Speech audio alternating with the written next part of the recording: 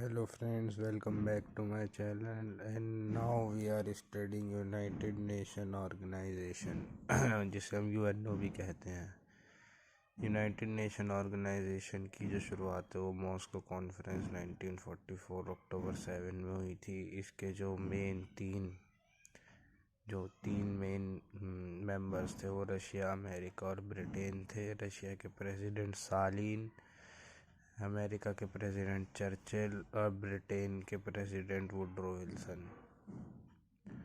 San Francisco conference 26 जून 1945 में इसकी पहली मीटिंग हुई थी, जो सैन फ्रांसिस्को में हुई थी 1945 में, जिसमें कि इसके सिर्फ 5 मेंबर्स आए थे, यानी 51 मेंबर्स आए थे। और इसके बाद यूएन चार्टर हमारा आ गया था, जो 24 अक्टूबर 1945 में आया था। हम यूनाइटेड नेशन ऑर्गेनाइजेशन जो है हम यूएन चार्टर से पढ़ते हैं इसे, जो मेन जो है इसका यूएन चार्टर से पढ़ते हैं। इस यूएन चार्टर में प्रीएम्बल है और प्रीएम्बल के अंदर ही इसके जो हैं यूनाइटेड नेशंस के ऑब्जेक्टिव हैं। जो London declaration first summit is the main pillar of United nation charter in James palace. जो लंदन डिक्लेरेशन हुआ था, जिसमें कि पहला समिट हुआ था इनका यूनाइटेड नेशंस का, वो मेन पिलर है यूनाइटेड चार्टर का, जो कि जेम्स पैलेस में हुआ था। फिर इसके बाद हम आते हैं अटलांटिक चार्टर पे। अटलांटिक चार्टर जो है अमेरिका प्रेसिडेंट और ब्रिटिश पेरिस प्रेसिडेंट के बीच में हुआ था, जो कि अटलांटिक महासागर के बीच में हुआ था, तो इसलिए हम इसे अटलांटिक चार्टर कहते हैं।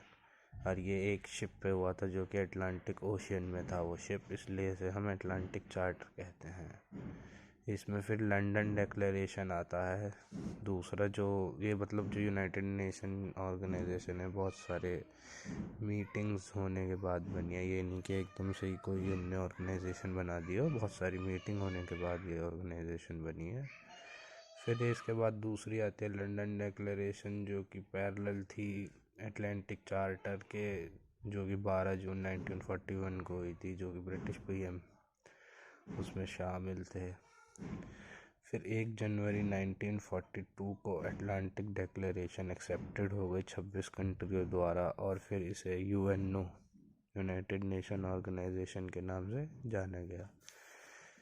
फिर इसके बाद हम आते हैं मॉस्को डिक्लेरेशन में। मॉस्को में फिर एक डिक्लेरेशन हुआ था, एक मीटिंग हुई थी 30 अक्टूबर 1943 को, जिसमें कि यूएसए, इंग्लैंड, रशिया, चाइना के फॉरेन मिनिस्टर्स मिले थे और उन्होंने एक डिसीजन बनाया था कि एक इंटरनेशनल ऑर्गेनाइजेशन को बनाते हैं, जिसमें कि हर एक कंट्री का एक मेंबर होना चाहिए।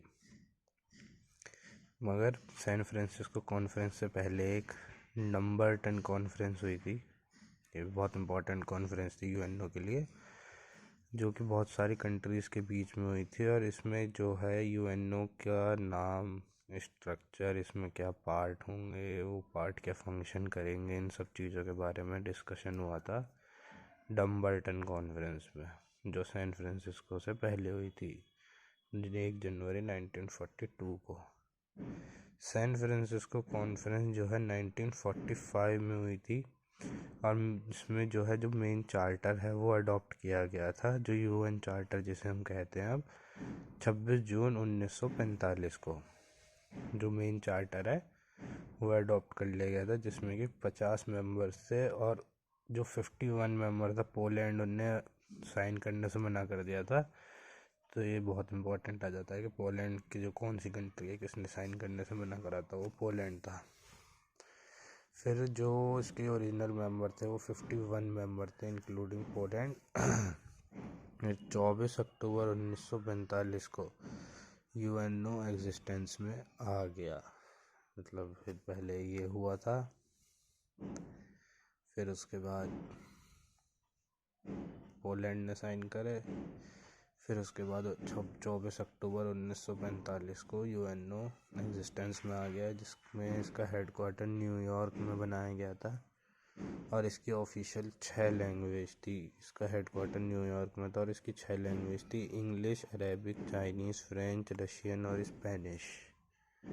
ठीक है, अब आ जाते हैं आगे, जो कि है हमारा यूएन चार्टर। इसे हम अगली बार पढ़ेंगे। Thank you.